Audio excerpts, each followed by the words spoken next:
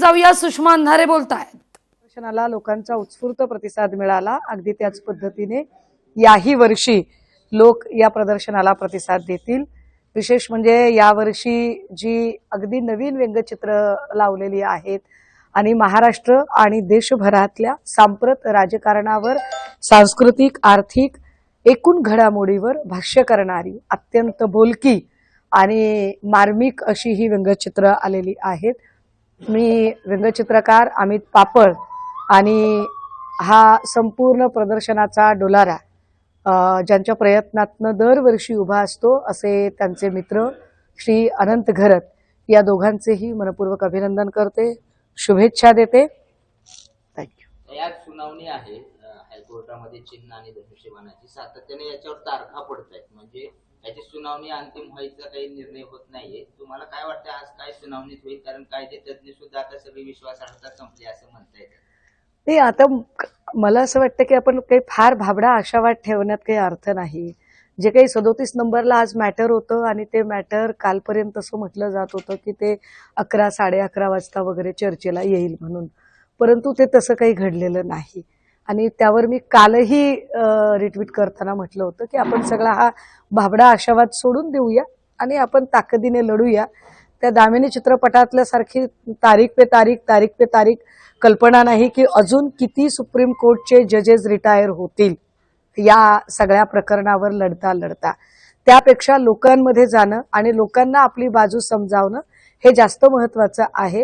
राहिला प्रश्न चिन्हाचा, तर मला असं वाटतं की आम्ही मशाल या चिन्हाला घेऊन पहिल्यांदा निवडणूक आत्ता म्हणजे वंदनीय बाळासाहेब असताना एकदा लढलोच होतो, पण त्यानंतर खूप मोठ्या गॅप नंतर महापालिकेची, विशेषतः मुंबई महापालिकेची निवडणूक आम्ही मशाल या चिन्हावर लढलो आणि ती निवडणूक आम्ही यशस्वी करून दाखवली। आमच्यासाठी ही फार मोठी गोष्ट आहे की सगळं काही संपलेलं असताना पुन्हा एकदा नव्याने विधानसभेमध्ये 20 खासदार, 20 आमदार, लोकसभेमध्ये 9 खासदार, महापालिकेमध्ये तब्बल 65 नगरसेवक निवडून आणणं।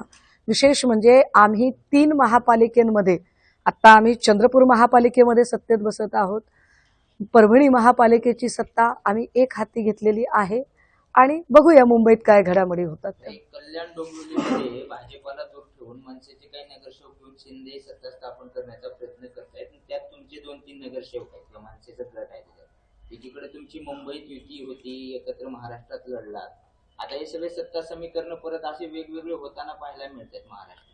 नाही, अजून याच्यातल्या कुठल्याही मला वाटते अंतिम निष्कर्षापर्यंत लगेच जायची गरज नाही, पण एक नक्की आहे, एकनाथ शिंदे असतील किंवा श्रीमान अजित पवार जी असतील, दोघांनाही ही गोष्ट पुरती कळलेली आहे की भाजपा वापरते आणि फेकून देते। ज्या पद्धतीने भाजपने आता या महापालिकेच्या इलेक्शनमध्ये नवी मुंबईला सातत्याने गणेश नाईक ज्या पद्धतीने एकनाथ शिंदे यांचा उद्धार करत होते किंवा पिंपरी चिंचवडमध्ये महेश लांडगे हे अजितदादांबद्दल बोलत होते की हे शक्यच नाही की देवेंद्रजींच्या परवानगीशिवाय किंवा देवेंद्रजींनी सांगितलंय तरी सुद्धा त्यांच्या आदेशाचं उल्लंघन करून दोघं बोलत असतील। हे दोनही लोक जेव्हा बोलतात तेव्हा निश्चितपणे देवेंद्र फडणवीस यांची या सगळ्या गोष्टीला छुपी संमती असते। किंबहुना पुण्यामध्ये जाणीवपूर्वक स्वतःचा पक्ष वाढवण्यासाठी राष्ट्रवादीला नामोहरम करणं, राष्ट्रवादी संपवणं, राष्ट्रवादीची जास्तीत जास्त नाचक्की करणं, यासाठीच हे प्रयत्न महेश लांडगेंच्या माध्यमातून केले गेले। तेच प्रयत्न नवी मुंबईमध्ये गणेश नाईकांच्या माध्यमातून झाले। मला वाटतं या सगळ्या गोष्टींचा साक्षात्कार हळूहळू दोघांनाही होतच असेल आणि आता सुद्धा महापौर पदाची जी निवडणूक आहे ती निवडणूक आरक्षणासाठी थांबली नाही, तर जोपर्यंत देवेंद्र फडणवीस दावोसवरून परत येत नाहीत तोपर्यंत हे घोंगडं भिजत राहणार आहे। कदाचित शिंदे वेगवेगळ्या पद्धतीने त्यांचा दबाव वापरत असतील, तो दबाव वापरताना हे तर स्वाभाविक आहे की महापौर पद आता भाजपा मागेल, कारण संपूर्ण शहरामध्ये, मुंबई शहरामध्ये विशेषतः महापालिका निवडणुकीच्या प्रचाराच्या दरम्यान कुठल्याही फ्लेक्सवर भाजपा महायुती एवढाच उल्लेख होता, एकाही फ्लेक्सवर भाजपा सेना महायुती, सेना हा शब्द गायब होता, धनुष्यबाण गायब होता।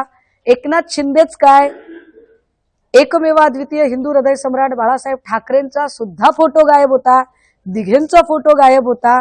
हे सगळे फोटो फक्त ठाण्यामध्ये होते, याचा अर्थ भाजपाने महापौर पदाच्यासाठी अजिबात शिंदेंना गृहीतच धरलेलं नव्हतं. हे विशेष आहे.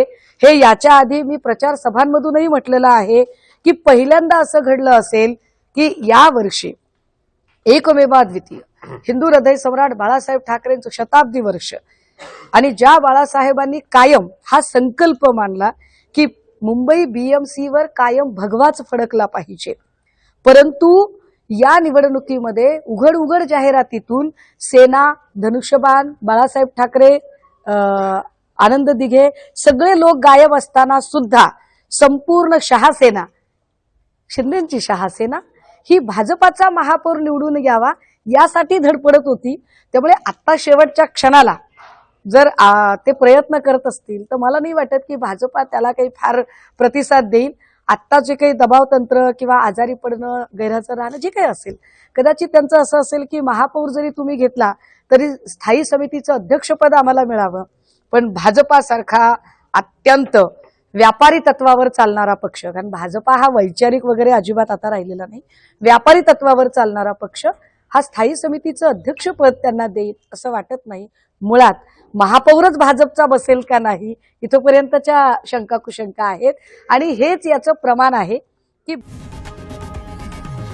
लोकशाही मराठी ऐका, पहा, जागरूक रहा.